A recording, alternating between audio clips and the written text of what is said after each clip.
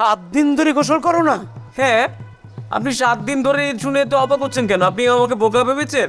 আমি 7 দিন কেন, আমি 70 বছর 700 বছর সারা জীবন আমি গোসল না করে দাঁড়িয়ে থাকতে পারি, যতদিন পর্যন্ত আপনার মেয়ে আমাকে বিয়ে না করবে। আমি তো আননোন কাউকে বিয়ে করতে পারবো না। তাহলে নন কাউরে দেখেই তুমি বিয়ে শাদী করো? তোমার বিয়ে করতে হবে এবং এই উদ্ভট কার্যক্রম বন্ধ করতে হবে, এইটাই আমার শেষ কথা। আসসালামু আলাইকুম মুরব্বী, ভালো আছেন? ওয়ালাইকুম আসসালাম, আমি ভালো আছি। তুমি কে? আমার নাম হচ্ছে শামসুল আলম হুদা বরকতুল্লাহ বরকত। কই আর লোকজন কোথায়? ওই সবগুলো নাম আমার একার মুরব্বী। কি চাও এখানে?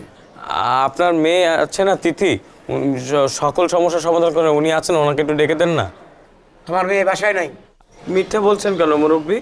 আমি জানি উনি বাসায় আছেন, কারণ আমি গত 7 দিন ধরে এক কাপড়ে আপনার বাসার সামনে দাঁড়িয়ে আছি, এবং আমি জানি যে উনি ঠিক সকাল 6টার দিকে ঘুম থেকে ওঠেন, তারপর 6:10 উনি বারান্দায় আসেন, বারান্দায় এসে এরকম করেন, এরকম করে উনি আবার ভেতরে চলে যান, কিন্তু আমাকে দেখেন না। আমি কিন্তু ঠিক দাঁড়িয়ে আছি। এরপরে ঠিক 7:40 উনি পাখিদের সাথে কথা বলতে আসেন, এরকম করে কথা বলেন, তারপর উনি আবার ঢুকে যান।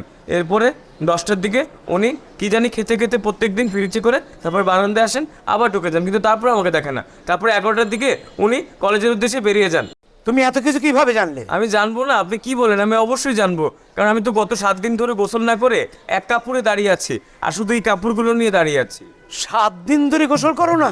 হ্যাঁ, আপনি 7 দিন ধরে শুনে তো অবাক হচ্ছেন কেন? আপনি আমাকে বোকা ভেবেছেন? আমি 7 দিন কেন, আমি 70 বছর 700 বছর সারা জীবন আমি গোসল না করে দাঁড়িয়ে থাকতে পারি, যতদিন পর্যন্ত আপনার মেয়ে আমাকে বিয়ে না করবে। এটা দেখছেন কাপড়গুলো, এই কাপড়গুলো নিয়ে কেন করছি আমি? এটা দিয়ে আমি বিয়ের দিন পরবো, এটা আমি বিয়ের দিন রাতে পরবো, এটা পরবো বিয়ের পরের দিন সকালবেলা ডাইনিং টেবিলে, আর এইটা পরবো হচ্ছে যেদিন বিয়ের পরের দিন বিকালবেলা আপনার মেয়েকে নিয়ে আমি ঘুরতে যাবো, বুঝতে পারছেন? আর আপনি যে শেরওয়ানির কথা বলছেন না, শেরওয়ানিটা না, ওই যে মোড়ে যে লন্ড্রির দোকানটা আছে ওখানে আমি বলে রেখেছি বিয়ের দিন আমাকে একটা শেরওয়ানি দিবে। শেরওয়ানি পরে তো আর ঘোরা যায় না, গরম না অনেক। এই তুমি বেরো তো। আপনি এইভাবে কথা বলছেন কেন মুরব্বী আমার সাথে? আপনি কি আমাকে ফকিন্নি ভেবেছেন? শুনেন, আমি কিন্তু ফকিন্নি না, বুঝছেন? কাপ্তান বাজার গিয়েছেন কোনোদিন? অনেক মুরগির গন্ধ যেখানে, হ্যাঁ, ওখানে যে ফার্মের মুরগির সবচেয়ে বড় আড়তটা না, ওটা আমার বাবার। আর সাতক্ষীরায় গিয়েছেন? সাতক্ষীরাতে এই যে এত বড় না, এত না, এইটুক বড় বড় গলদা চিংড়ি যে ঘেরটা না, সবচেয়ে বড় ঘেরটা আমার মামার। আপনি এইভাবে কথা বলছেন কেন মুরব্বী?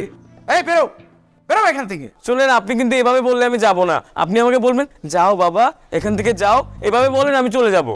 ঠিক আছে বাবা, ভদ্রভাবেই বলছি। বাবা, তুমি আমার বাড়ি থেকে সুন্দরভাবে বের হয়ে যাও। জি, এভাবে প্রথমে বললে তো হয়ে যেত শ্বশুর আব্বা। ধন্যবাদ, আসসালামু আলাইকুম। হ্যাঁ বলুন।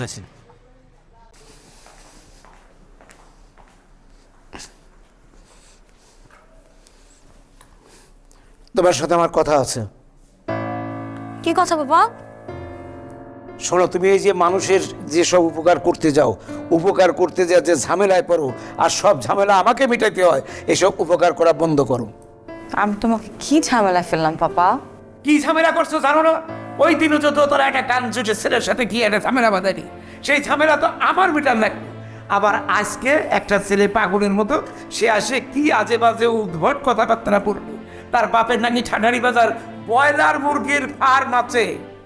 এই সমস্ত আমি আর শুনতে পারবো না, এগুলো বাদ দাও। বাবা, আমি তো মানুষের উপকার করতে চাই। মানুষ যদি আমাকে ভুল বুঝে তাহলে আমার কি করার আছে বলো তুমি? না, এই উপকার করতে যাবো না, যে উপকার করতে গেলে ক্ষতি হয়, ভুল বোঝে, ঝামেলার মধ্যে পড়তে হয়, ওই উপকার করতে যাবো না। শোনো, আমি সিদ্ধান্ত নিছি, তোমারে আমি বিয়ে দেবো। সরি বাবা, আমি তো আননোন কাউকে বিয়ে করতে পারবো না। তাহলে নন কাউরে দেখেই তুমি বিয়ে শাদী করো? তোমার বিয়ে করতে হবে এবং এই উদ্ভট কার্যক্রম বন্ধ করতে হবে, এইটাই আমার শেষ কথা।